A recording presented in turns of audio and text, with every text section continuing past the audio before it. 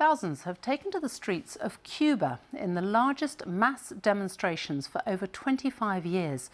Public protests on this scale are very rare in the communist-controlled state and reflect growing anger over hunger, high prices and the government's handling of the pandemic. The US President Joe Biden called on the Cuban regime to listen to their people. Libertad, the crowd in Havana shouts, or freedom. But while many Cubans feel this in their hearts, it's extremely rare for protesters to take to the streets to give vent to their anger in this one-party communist state. We are here because of the repression against the people. They are starving us to death. Havana is collapsing. We have no house, we have nothing. But they have the money to build hotels, and they have us starving. And shouting, down with the dictatorship, as many of the protesters did, can come with a heavy price. But a toxic cocktail of economic collapse, a faltering response to the pandemic, and lack of civil liberties has emboldened these people. Y no es embargo ni bloqueo.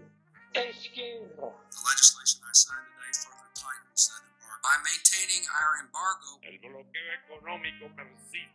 Cruel e insensato bloqueo que haya existido contra nación. Our government blames pretty much everything on the US embargo. They call it the blockade. Es que lo queman mucho.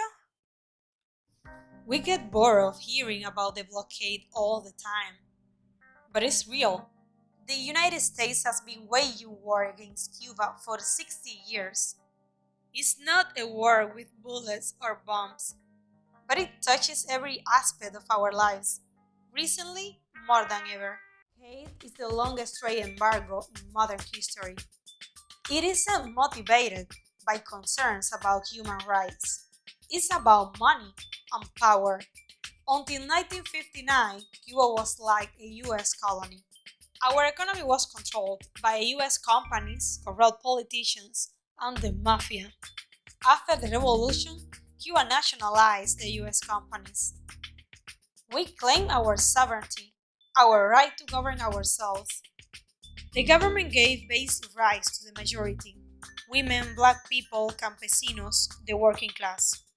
The blockade was retaliation. It's basically a form of economic warfare. The blockade stops Cuba from doing business with the United States. They can't buy our stuff and we can't buy theirs. And we can pay for things because banks won't lend us money or even let us open accounts. The blockade also stops Cuba from doing business with other countries. That's not all. The blockade also locks us out of a big part of the internet. Let's see if he's who we think he is.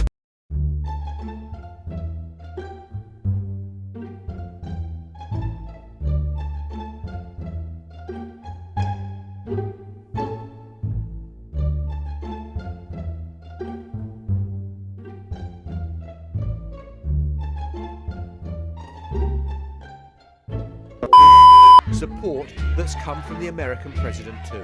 I don't think we've seen anything like this protest in a long, long time, if quite frankly ever. The United States stands firmly with the people of Cuba as they assert their universal rights, and we call on the government of Cuba to refrain from violence, their attempts to silence the voice of the people of Cuba.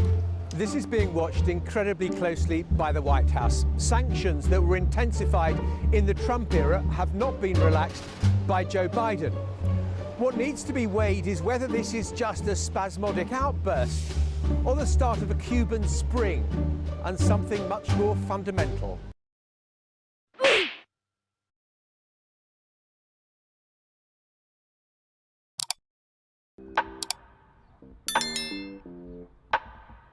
¿Acaso el gobierno de los Estados Unidos no tiene suficientes problemas que resolver para andar preocupándose por nosotros?